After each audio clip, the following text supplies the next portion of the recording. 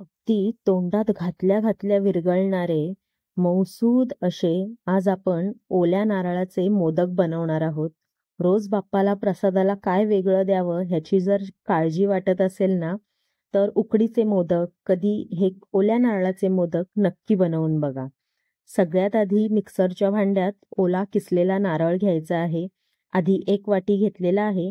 त्याला मी फिरवून घेते. असं एकूण मी 2 वाटी ओल्या नारळाचं कीस घेतलेला आहे. अगदी फ्रेश वापरा म्हणजे चव खूप छान येईल.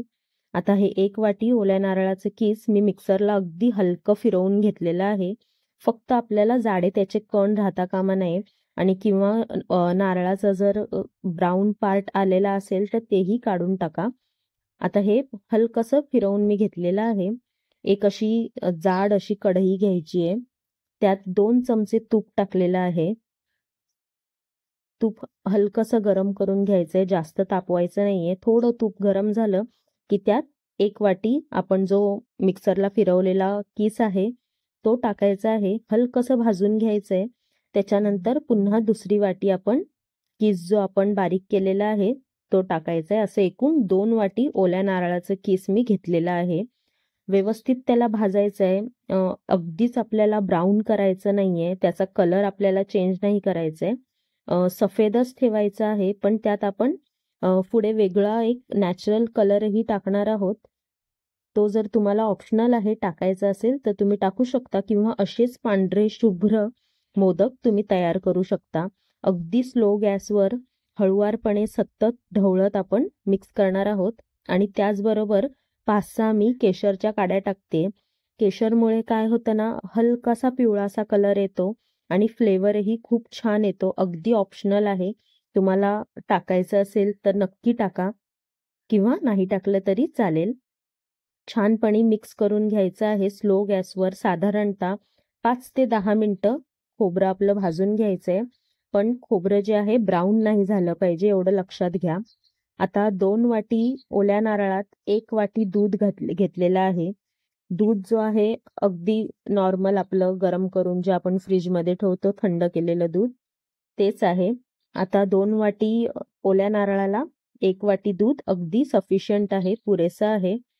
आता चांगलं मिक्स करायचं आहे. आता ह्याला आपण तोवर मिक्स करायचं आहे जोवर पूर्णपणे दूध जो आहे ना आपलं आटून जात नाही, तोवर आपल्याला त्याला हलवत राहायचंय. त्या मिश्रणाला चांगलं मिक्स करून घ्यायचंय. गॅस जी आहे हलकी स्लोच ठेवा तुम्ही किंवा थोडीशी मीडियमवर ठेवली तरी चालेल, पण सतत चमचा फिरवत राहा. खालून अजिबात खोबरं जे आहे लागता कामा नये. जरा जरी लागलं ना तरी खोबऱ्याचा कलर जो आहे चेंज होऊन जाईल, पूर्ण ब्राऊन होईल. आपल्याला खोबऱ्याचा कलर जो आहे चेंज नाही करायचा आहे. आता दुधाला जे आहे हलकसं कड यायची सुरुवात झालेली आहे. आता तोवर आपल्याला ह्याला मिक्स करायचंय जोवर हे पूर्णपणे दूध आटून जात नाही, तोवर हे सतत आपल्याला शिजवून घ्यायचंय. तर बघू शकता बऱ्यापैकी हे आटत आलेलं आहे. दुधाचा अंश जो आहे ना बऱ्यापैकी कमी होत आलेला आहे. तरी अजून पूर्ण त्याला आपण रिड्यूस करायचं आहे. अजिबात त्याला दूध आपण त्यात ठेवायचं नाहीये. ह्यानी काय होतं ना, फ्लेवर खूप सुंदर येतो.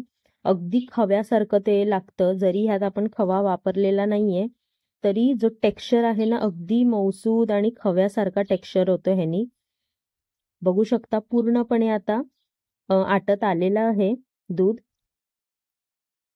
पूर्ण आटलेलं आहे. साधारणतः अजून 5 ते 10 मिनिटं लागली पूर्ण दूध आटायला. छान आता हे मिश्रण तयार झालेलं आहे. त्यात आता आपण टाकणार आहोत पिठी साखर. अर्धी वाटी पिठी साखर आहे. आता ह्या प्रमाण जो आहे ना अगदी एकच वाटी पकडा. त्याच वाटीने खोबरं मोजा, त्याच वाटीने दूध मोजा आणि त्याच वाटीने अर्धी वाटी जी आहे पिठी साखर घेतलेली आहे. आता साखरेचं प्रमाण अगदी तुम्हाला गोड जास्त हवं असेल तर वाढवूही शकता. 1 वाटी पूर्ण घेऊ शकता. पण इतक्या सगळ्या साहित्याला अर्धी वाटी पिठी साखर पुरेशी आहे आणि शक्यतो पिठी साखरच वापरा. म्हणजे ती पटकन आपल्या खोबऱ्यात जी आहे ना विरघळून जाते. जर खडीवाली साखर घेतलात ना तर ती वेळ लागेल थोडं वितळायला आणि अजून तुम्हाला टाइम जो आहे कुकिंग तो वाढून जाईल. मग पिठी साखर वापरा. म्हणजे बघू शकता अगदी पटकन ती आपल्या खोबऱ्यात जी आहे मिसळली आहे, विरघळली आहे. आता हलकसं मिश्रण पुन्हा जरा पातळ होतं. बघू शकता बऱ्यापैकी पुन्हा तो पातळ लिक्विडी झालेला आहे. आता त्याला शिजवून घ्यायचं आहे पूर्ण. आता त्याचसोबत एक छोटा चमचा वेलची पावडर टाकलेली आहे आणि त्याचबरोबर थोडेसे सुकामेवा टाकलेला आहे, ड्रायफ्रुट्स टाकलेले आहेत. अगदी ऑप्शनल आहेत, तुम्हाला आवडत असतील तर टाका किंवा स्किपही करू शकता. सोबत तुम्ही मनुकेही नंतर ॲड करू शकता. ज्या तुम्हाला ड्रायफ्रुट्स आवडत असतील ते ड्रायफ्रुट्स तुम्ही त्यात टाकू शकता.